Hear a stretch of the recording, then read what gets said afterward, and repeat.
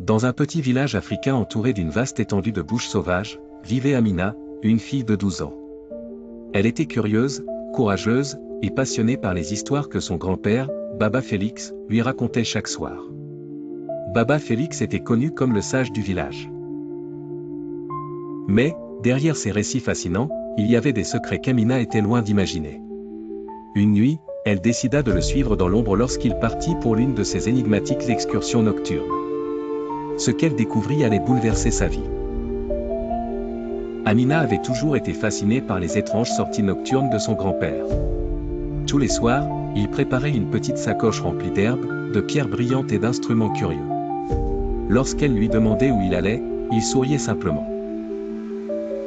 Une nuit, alors que tout le village dormait, Amina vit Baba Félix quitter la maison avec sa sacoche habituelle. Armée de sa petite lampe à huile, elle décida de le suivre en silence. Les ombres du bush étaient profondes et les bruits de la nature nocturne étaient envoûtants.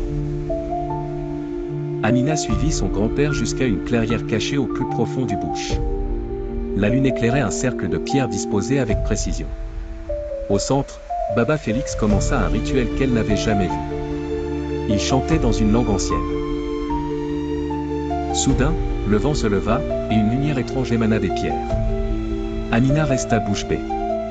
Son grand-père n'était pas seulement un sage, il semblait être un gardien de mystère bien plus vaste.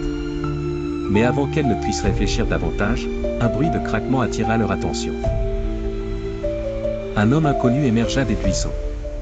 Il portait un manteau sombre et tenait une lance ornée de plumes rouges. Amina recula instinctivement, mais son grand-père resta calme. « Vous ne devriez pas être ici, Félix. Le Conseil des Ombres ne tolère pas votre intrusion dans ce domaine, » dit l'inconnu.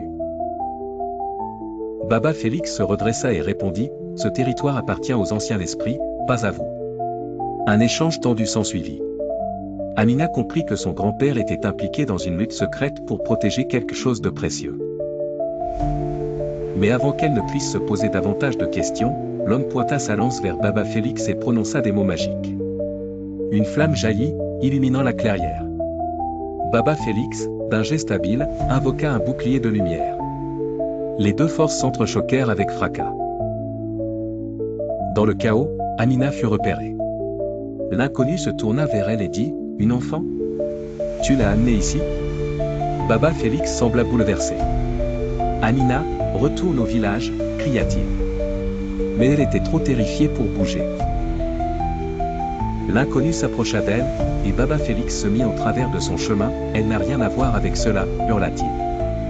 Amina, dans un élan de courage, prit une pierre et la lança en direction de l'homme. Cela permet à Baba Félix d'avoir une ouverture. Il utilisa un dernier sort puissant qui fit fuir l'inconnu.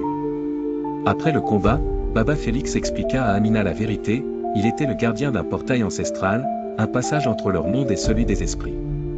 Les hommes comme celui qu'ils avaient affronté cherchaient à exploiter ce portail.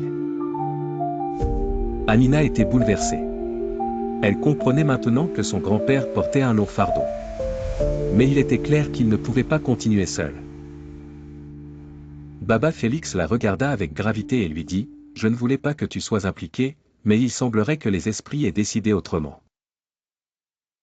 Le choix te revient, Amina. Veux-tu m'aider à protéger ce portail, ou préfères-tu retourner à une vie normale ?» Amina hésita. Elle pensait à sa mère, à ses amis au village.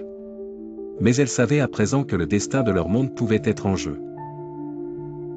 Après un long silence, elle répondit, « Je vais rester avec toi, grand-père. Enseigne-moi tout. »